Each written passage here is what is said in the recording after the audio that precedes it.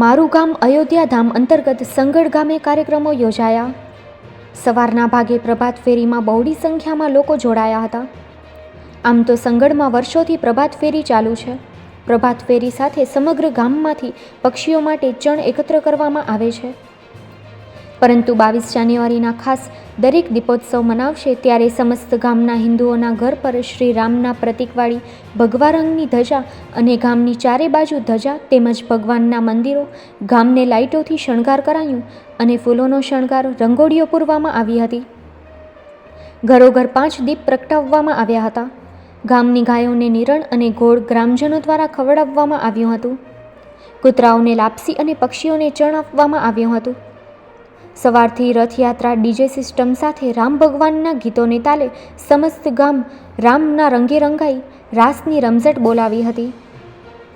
સંપૂર્ણ ગામે દૂધથી ધારાવાઈ દીધી હતી. સમગ્ર ગ્રામજનોએ અયોધ્યાથી લાઈવ પ્રોગ્રામ નિહાળ્યો હતો. સાથે સવારના 9થી 12:30 રામધૂન સંકીર્તન કરાયું હતું. બપોરે ભગવાનની આરતી મહાઆરતી યોજાઈ હતી. ત્યારબાદ બપોરના સમસ્ત હિન્દુ સમાજનો સમૂહ પ્રસાદ આહિર સમાજવાડી મધ્યે રાખવામાં આવ્યું હતું. બપોરના 3:30થી 5 સુધી બહેનો માટે રાસનું આયોજન કરવામાં આવ્યું. સાંજે 5:30થી 6 સુધી શિશુ મંદિરના વિદ્યાર્થીઓ દ્વારા રામકથા ભજવવામાં આવી હતી. ત્યારબાદ સાંજે 7 વાગે મહાઆરતીમાં સૌના હાથમાં દીપ સાથે રોમ રોમમાં રામ જેવા ભાવ સાથે સંગીતમય રામ ભગવાનની મહાઆરતીમાં સમસ્ત ગામ હાજર રહ્યું હતું. ગામના યુવાનો દ્વારા ફટાકડાની આતશબાજી કરી હતી. સમગ્ર ધાર્મિક કાર્યક્રમ સૌ ગ્રામજનો સાથે મહાપ્રસાદ લીધો હતો. રાત્રે 9 વાગે મંદિરે સત્સંગનું આયોજન કરવામાં આવ્યું હતું. વધુમાં ગામના યુવાન સુરેશભાઈ ડાંગર દ્વારા જણાવવામાં આવ્યું કે નાના બાળકોથી લઈ મોટી ઉંમરના વડીલોમાં એક જ શ્રી રામના ભાવને એક જ વાત કે અમારા જીવનમાં અવસરનો આ પ્રસંગ અનેક જોયા પણ આ ભગવાન શ્રી રામના મંદિર પુનઃ પ્રતિષ્ઠા જેવો નહીં જોયો હોય. વધુમાં શંભુભાઈ રાધુભાઈ આહિર જેવો અયોધ્યા મધ્યે રામ મહોત્સવમાં ઉપસ્થિત રહેવાનો અવસર મળ્યો તેથી ગામ લોકોને ખૂબ જ આનંદ થયું હતું. વધુમાં ગામના સુરેશભાઈએ વિગતો આપી હતી. જય સિયારામ. સમગ્ર દેશવાસીઓની સાથે મારા ગામ સંઘળમાં પણ શ્રી રામલાલાની પ્રાણ પ્રતિષ્ઠા મહોત્સવ ખૂબ જ ધામધૂમથી અને ભક્તિભાવપૂર્ણ ઉજવવામાં આવ્યો હતો. છેલ્લા કેટલાય દિવસોથી સમસ્ત ગ્રામજનો આ ઉત્સવની તૈયારી કરી રહ્યા હતા. જેમાં 22 તારીખ અને સોમવારના દિવસે સવારથી જ સમગ્ર ગામમાં ઘેર ઘેર તોરણ, ઘેર ઘેર દીપોત્સવ, દીવડા, રંગોળીઓ વગેરેથી સજાવટ કરી અને શ્રી રામ પ્રભુને આ પ્રતિષ્ઠા મહોત્સવને આવકારવામાં આવ્યા હતા.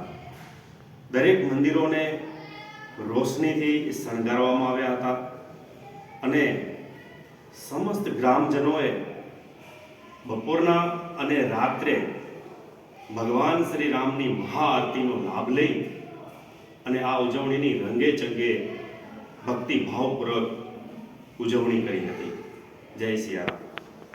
જય શ્રી રામ. મિત્રો, જણાવતા ખૂબ જ આનંદ થાય છે કે મર્યાદા પુરુષોત્તમ ભગવાન શ્રી રામના મંદિરની પુનઃ પ્રાણ પ્રતિષ્ઠા અયોધ્યા મધ્ય થઈ રહી છે. તે ન માત્ર ભારતમાં પણ સમગ્ર વિશ્વમાં સૌના હૃદયમાં રામ બિરાજમાન થઈ અને રોમ રોમમાં રામના ભાવથી આનંદ છવાઈ ગયો છે. ત્યારે વાત કરું મારા ગામ સંગડની, મારું ગામ અયોધ્યા ધામ અંતર્ગત મારા ગામ સંગડના કાર્યક્રમોની વાત કરું તો સંગડમાં સવારના 5 વાગ્યાથી વડીલો દ્વારા જે વર્ષોથી ચાલતી આવતી પ્રભાત ફેરી અને એમાં ગામ લોકોએ ઉમળકાભેર ભાગ લીધો.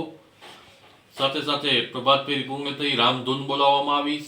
સવારના ગાયોને નિરણ અને ગોળ ખવડાવવામાં આવ્યા, કૂતરાઓને લાપસી ખવડાવવામાં આવી, પક્ષીઓને ચણ નાખવામાં આવ્યા અને સવારના 8 વાગ્યાથી સમસ્ત ગામ ભગવાન શ્રી મુરલી મનોહર મંદિરની બાજુમાં આવી અને ભવ્ય રથયાત્રાનું ડીજેના તાલે આયોજન કર્યું અને સમસ્ત ગામની ચારે બાજુએ રથયાત્રા કાઢી અને રાસોત્સવ જેવો માહોલ બનાવ્યો અને સમસ્ત ગામ એમાં સ્વયંભૂ જોડાયું અને જય શ્રી રામના નારાઓથી ગામ ગુંજી ઉઠ્યું અને ગામની ચારે તરફ ભગવા કલરની ધજાઓ હર હિન્દુના ઘરમાં અને 5 દીવડા હર હિન્દુના ઘરમાં પ્રગટાવવામાં આવ્યા હતા અને બપોરના સમયે અયોધ્યાથી લાઈવ કાર્યક્રમ એલઈડીના માધ્યમથી નિહાળ્યો અને મંદિરને સુશોભિત ફૂલોથી શણગારવામાં આવ્યું હતું અને સૌ ભક્તો શ્રીરામ જયરામના નારા સાથે ત્યાં ઉપસ્થિત રહ્યા અને બપોરના સમયે મહાઆરતી કરવામાં આવી અને બપોરના સમયે સમસ્ત હિન્દુ સમાજનું